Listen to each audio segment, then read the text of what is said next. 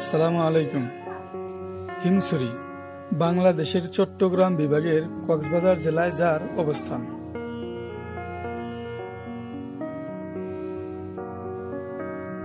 কক্সবাজার শহর থেকে এটি মাত্র 12 কিলোমিটার দক্ষিণে অবস্থিত।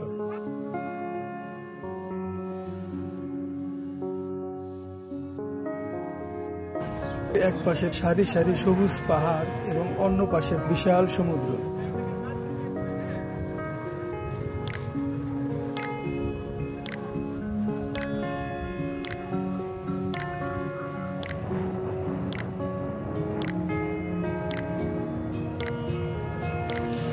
মেরিন ড্রাইভের এই সৌন্দর্য দেখতে দেখতে আমরা যাচ্ছি হিমছড়ির পর্যটন কেন্দ্রে।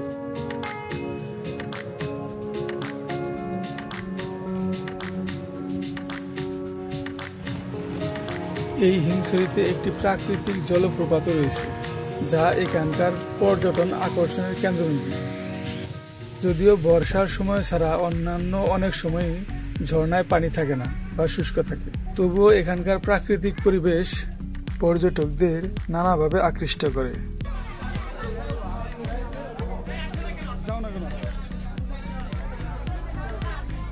কাউন্টার থেকে টিকিট সংগ্রহ করে আমরা যাচ্ছি ইকো রিসোর্টের ভিতরে।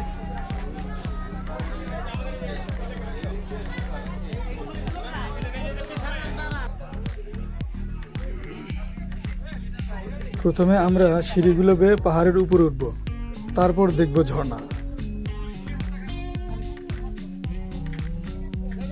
সিঁড়িগুলো বেশ খাড়া এবং প্রচুর ভিড়।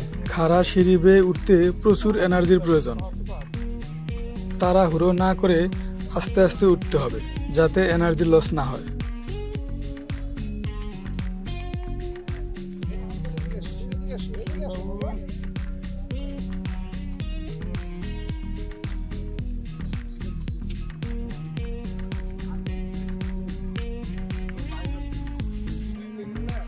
অনেকেই কিছু পথ উঠে বিশ্রাম নিয়ে নিচ্ছেন।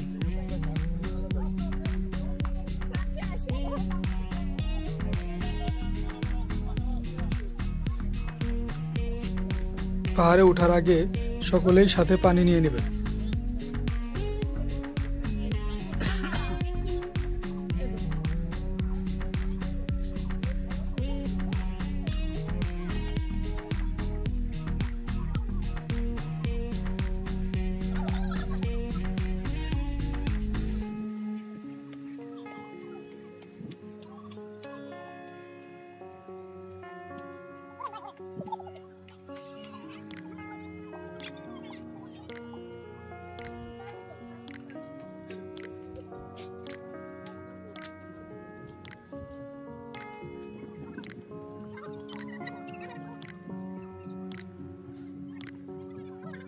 এটা হলো ফটোশুট পয়েন্ট। এখানে সকলেই ছবি উঠাচ্ছে।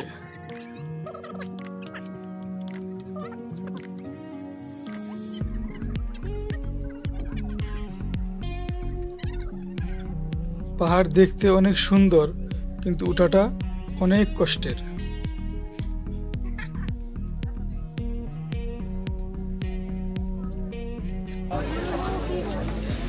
পাহাড়ের উপর থেকে সমুদ্রটা দেখতে অনেক সুন্দর।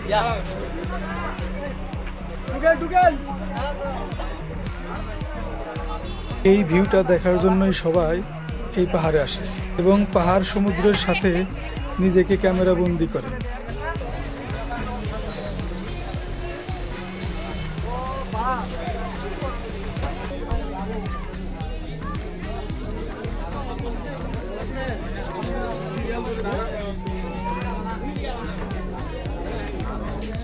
পাহাড় দেখা শেষে এখন আমরা যাব ঝর্ণার খোঁজে।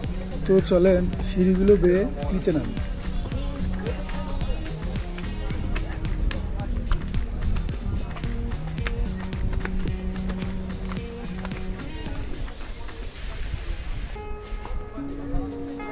প্রকৃতি যে কত সুন্দর, প্রকৃতির কাছাকাছি না আসলে কখনোই বুঝতে পারবেন না।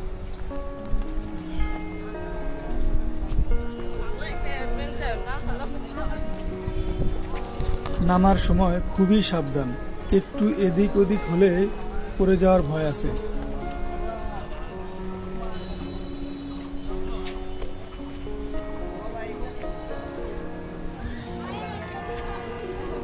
আর এখান থেকে পড়ে গেলে তো খবরই আছে, তাই খুব সাবধান।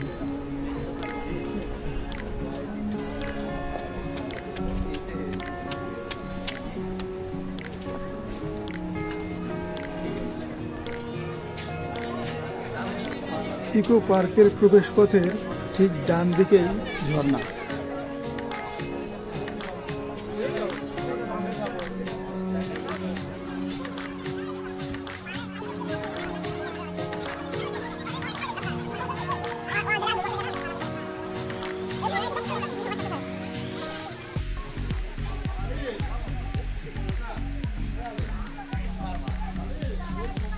ওই তো সামনেই অনিন্দ সুন্দর ঝর্ণাটি।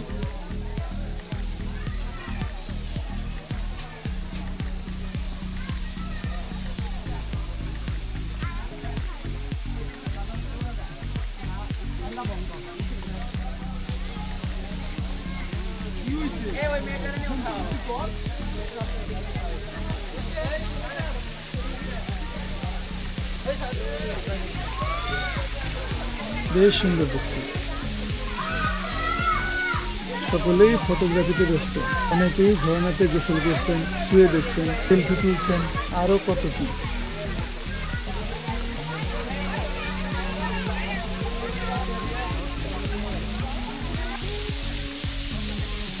তবে খটকা লাগলো এই ভেবে, এই শুষ্ক মৌসুমে তো এই ঝর্ণায় পানি থাকার কথা না।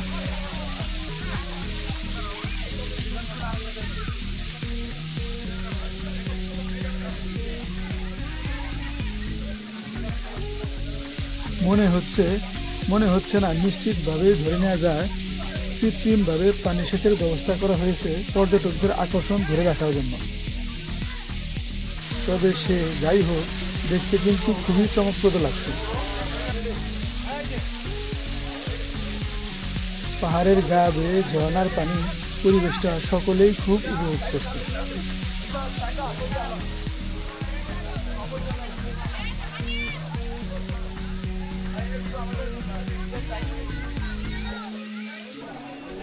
যাই হোক, কক্সবাজার আসলে সকলেই এই সুন্দর জায়গাটা ঘুরে যাবেন।